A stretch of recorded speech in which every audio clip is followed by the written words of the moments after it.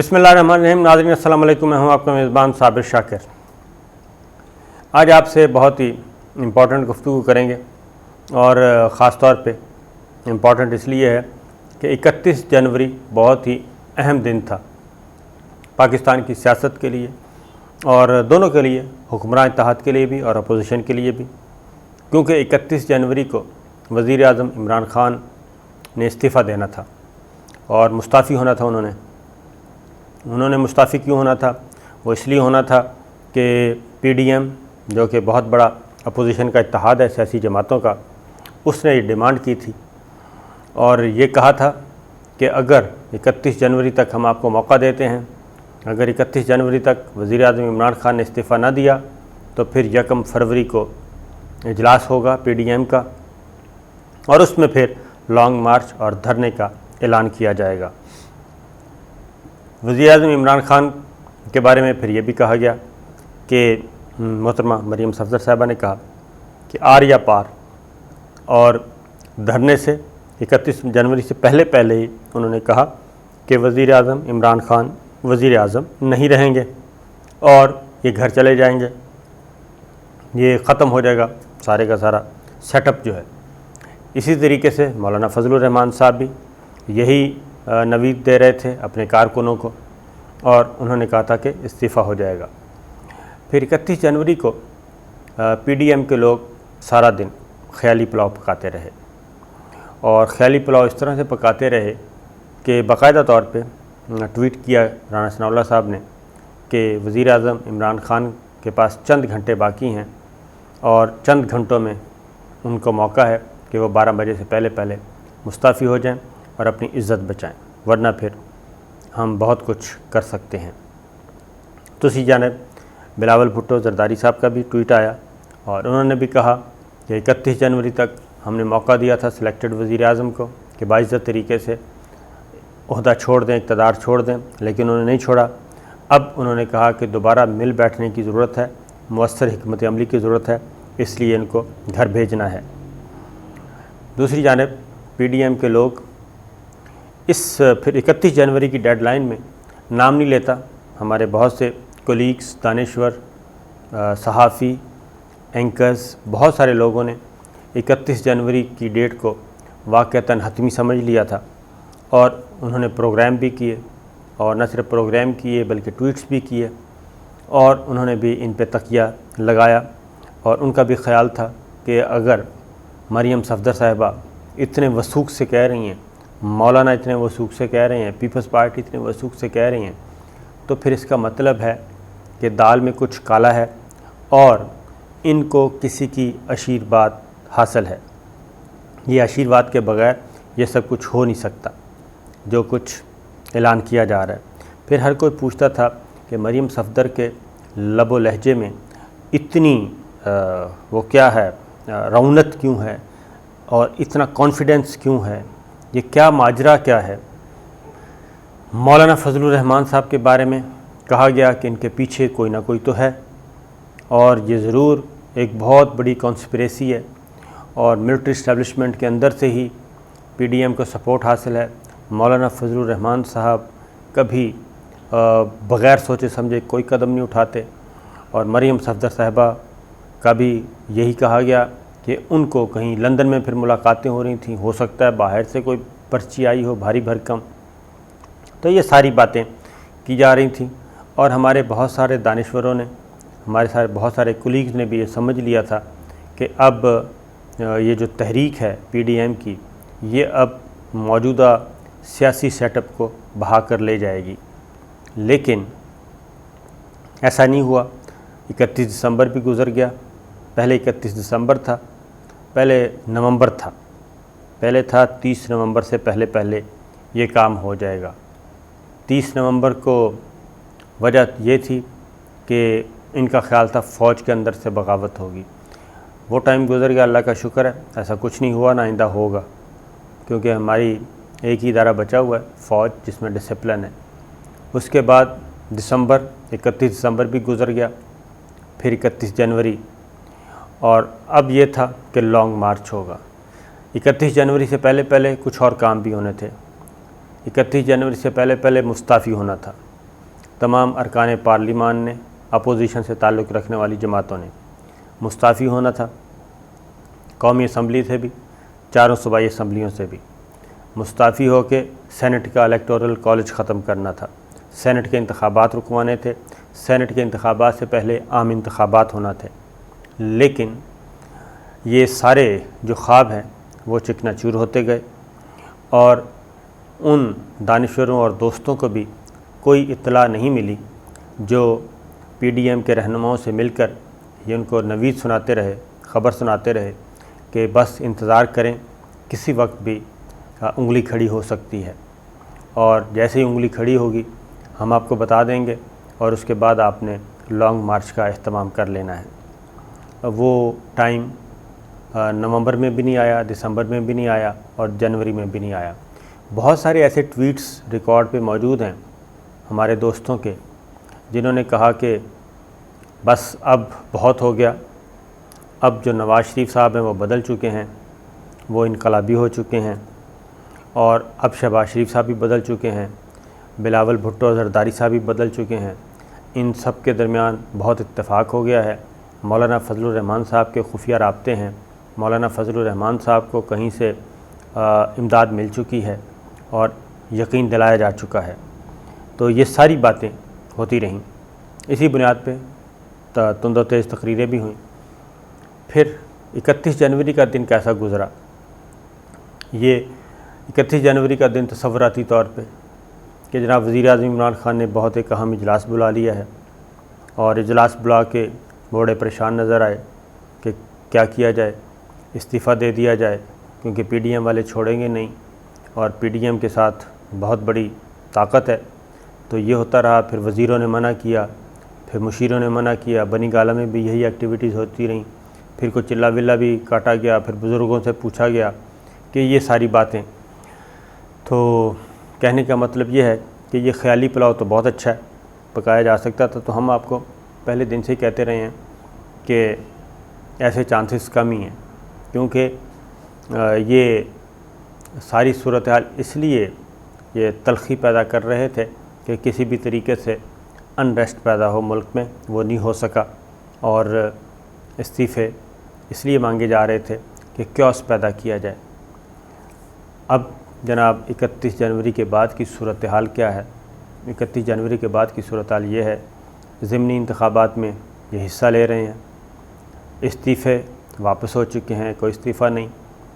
اور سینٹ کے انتخابات لڑے جا رہے ہیں، ان کی تیاریاں کی جا رہی ہیں، پارلیمنٹ میں ترامیم کے لیے بات چیت شروع ہو چکی ہے، اور وزیر اعظم عمران خان بدستور موجود ہیں۔ اور اس میں کریڈٹ میں دوں گا پاکستان پیپلز پارٹی کو، کیونکہ پاکستان پیپلز پارٹی نے ایک صحیح میچور پولیٹکس کی اور اصولی سیاست کی۔ آپ ان کی سیاست سے اختلافات کر سکتے ہیں، ان کی سیاست سے، ان کی طرز سیاست سے اختلاف کر سکتے ہیں، ان کے فکر سے اختلاف کر سکتے ہیں، آپ ان کے نظریے سے، آپ ان کے کرپشن کے جو الزامات ہیں ان پہ، یہ ساری چیزیں پہ اختلاف ہو سکتا ہے، لیکن یہ بات طے ہے کہ پاکستان پیپلز پارٹی نے، اور اس کا کریڈٹ اگین جائے گا آصف علی زرداری صاحب کو، انہوں نے بھی، اور بلاول بھٹو نے بھی، انہوں نے بھی بہت اچھی پولیٹکس کی، جو پاکستان میں سیاست رائج ہے تیسری دنیا میں، اس کے اکارڈنگلی انہوں نے پولیٹکس کی، اور نہ صرف یہ کہ اپنے لیے آسانیاں پیدا کیں، بلکہ انہوں نے ایک تیر میں کئی شکار کیے، اور وہ شکار اپنا جو اصل سیاسی حریف، کیا کہنا چاہیے، روایتی قسم کا بہت ہی خطرناک اپنے سیاسی حریف شریف خاندان کو انہوں نے مات دی، اور زرداری صاحب خاموش رہے، بلاول بھٹو کو کہا کہ ان کو انگیج کریں، اور انہوں نے پی ڈی ایم، خاص طور پہ پی ڈی ایم سے مراد تھا مولانا مریم اینڈ محمود خان اچکزئی، 3 ایم تھے، مولانا مریم اینڈ محمود اچکزئی صاحب 3 ایم تھے، اور تینوں ایمز کو انہوں نے انگیج رکھا، اور تینوں ایمز چاہتے تھے کہ یہ سارا کچھ ہو جائے، تو مولانا مریم اور محمود خان اچکزئی صاحب کو انہوں نے انگیج بھی رکھا، اور آگے کچھ ہونے بھی نہیں دیا، اور جو جو ان کے ڈیمانڈس تھے، جو جو ان کے ٹارگٹ تھے، جو جو ان کے اناؤنسمنٹ تھیں، ان سب کو انہوں نے ریورس گیئر لگایا۔ لہٰذا اس کا کریڈٹ اگین پاکستان پیپلز پارٹی کو جائے گا کہ انہوں نے پی ڈی ایم کی پہ جو نظم پہ پی ڈی ایم کے نظم پہ کنٹرول جو تھا وہ پاکستان پیپلز پارٹی کا تھا، اور پاکستان پیپلز پارٹی نے ہی پہلے مرحلے میں استعفوں سے انکار کیا، دوسرے مرحلے میں ضمنی الیکشن میں حصہ لینے کا اعلان کیا،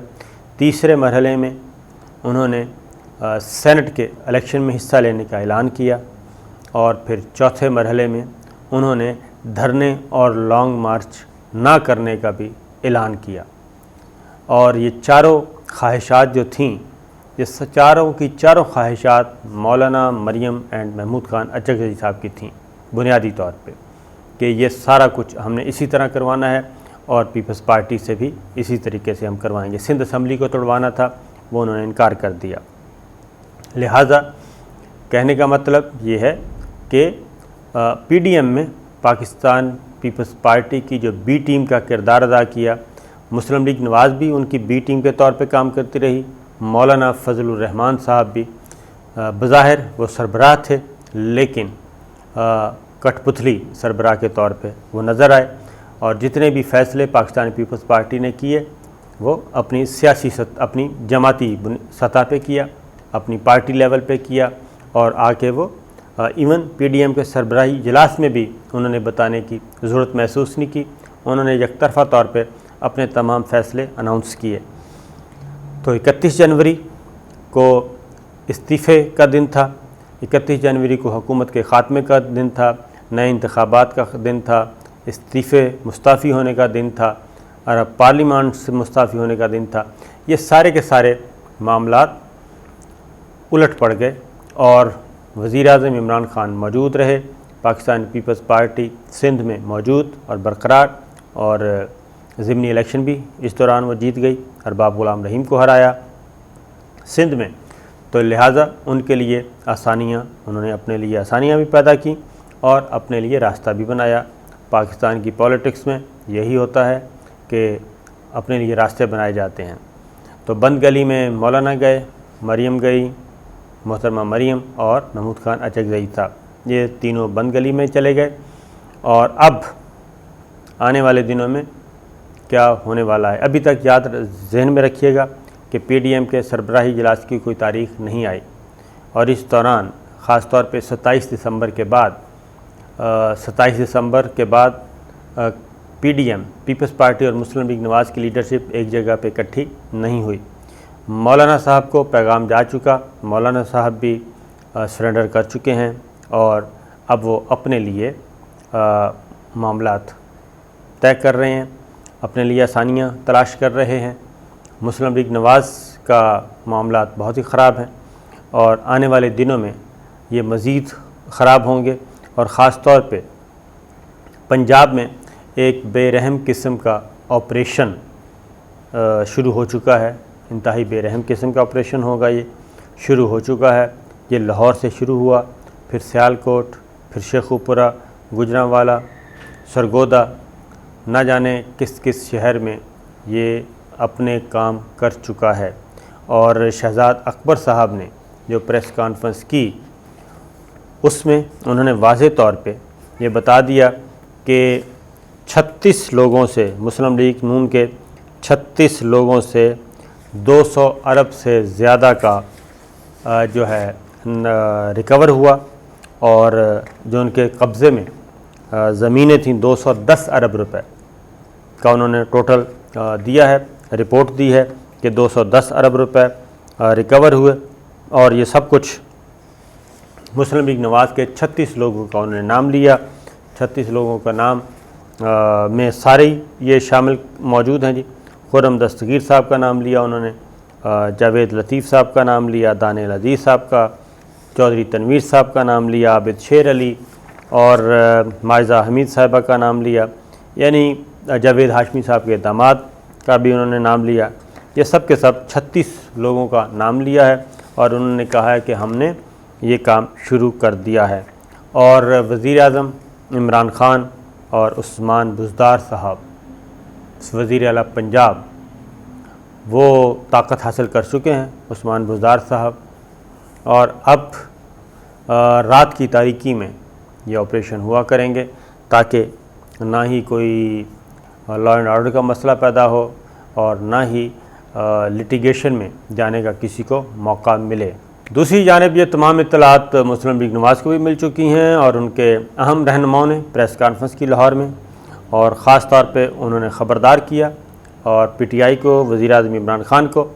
کہ بہت جلد یہ دور ختم ہوگا، اور جب یہ دور ختم ہوگا تو اس کے بعد پھر ہم چن چن کر